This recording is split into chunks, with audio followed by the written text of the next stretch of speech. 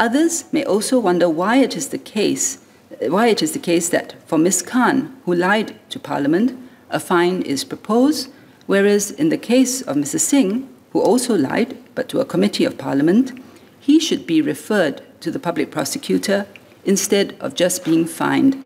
The seriousness of the conduct on the part of Mr. Singh is this. Ms. Khan lied to Parliament, and that's bad enough.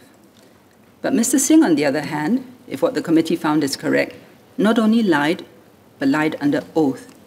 And not only that, but this was in proceedings before a select committee of Parliament conducting a formal inquiry and tasked with finding out the truth. And there's also the question of the consequences of a lie in this context, because it would, if believed, have had a bearing on the punishment to be meted out to Ms. Khan. The lies would have determined the fate of another MP.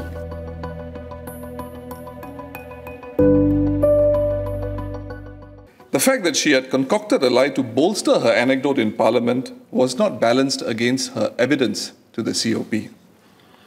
What took centre stage instead was her uncorroborated testimony that she was instructed to take a lie to the grave by the Workers' Party leadership, a fabrication which never came out from any witness at the COP except Ms. Raeesah Khan herself. I reject this finding completely. At no time did I instruct Ms. Khan to hide the truth. At the meeting on August the 8th, none of the three Workers' Party leaders told Ms. Khan to take a lie to the grave. Looking back though, I gave Ms. Khan too much time to settle herself before closing the issue with her. Between the 8th of August and the 30th of September, I should have been proactive and checked where she was in addressing the matter with her family. That omission is mine alone. I acknowledge the same to the COP in my evidence. However, I will continue to be as sympathetic to anyone who shares such deeply personal details with me. My instinct, even today, would be to keep the information of the sexual assault to myself or to a very small group of trusted individuals, given its highly personal and sensitive nature. I would allow such a person space to deal with the matter.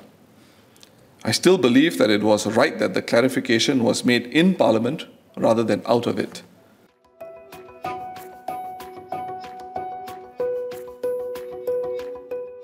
Her post-resignation behavior was natural in the arena of political participation.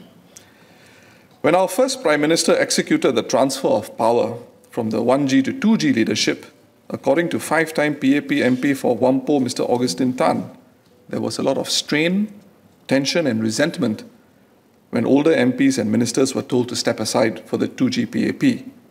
In response, one outgoing minister even spoke against the candidature of PM Lee at the 1984 elections. Such was the level of disenchantment. The comparison with Ms. Khan's behavior and testimony at the COP is apt because not everyone reacts with loyalty to their party or their party leaders when they realize that the curtain is coming down on them or their political careers.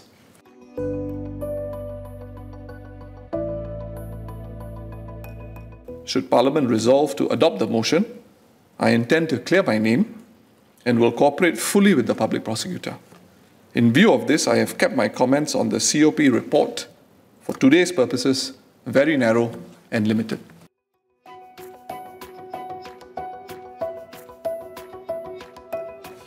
On the 3rd of October, Mr. Singh went to see Ms. Khan.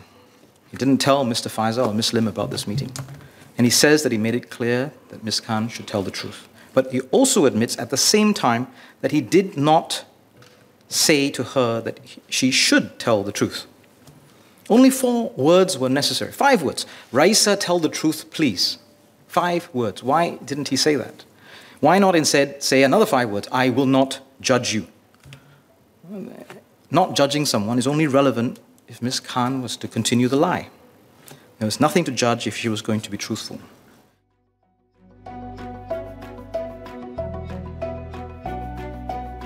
I know Singaporeans want to see more political contestation, and I accept that. I expect that this is the way Singapore will go in the longer term. That's how every parliamentary democracy evolves.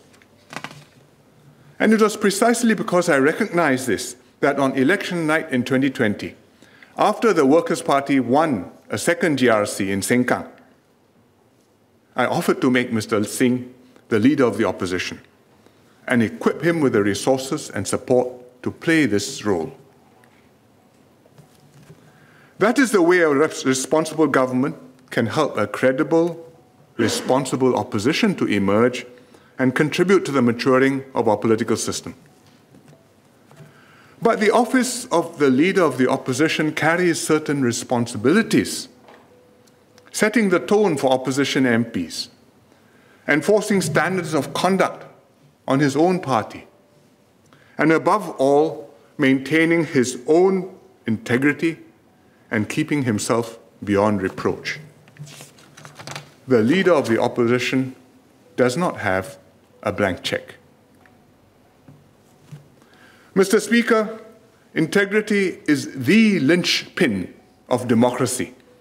With Singapore heading towards a more contested landscape, the competence and honesty of the opposition is no longer an inconsequential matter. The question of what are the right values and how should we uphold them becomes of fundamental importance for both the opposition and the governing party. I do not know when or how there will be a change of governing party in Singapore one day. My job as party leader is to make sure the PAP governs well to the best of its ability so that it retains the mandate of the people for as many elections as possible. But my duty as the leader of the country is also to maximize the chances that whichever party wins future elections, it will uphold and be held to the same high standards of proper conduct and honesty as the PAP, so that our democratic system can continue to operate properly, whichever party is in charge, and won't go down the drain. Because a small island city-state like Singapore, the only one in the world like this, needs a strong, effective, and good government, whoever leads it. With our lives and future at stake, everyone participating in the system must be held to the same standards. There can be no excuses, no double standards, and no pardoning of inexcusable behavior, just because the offending party portrays itself as the underdog.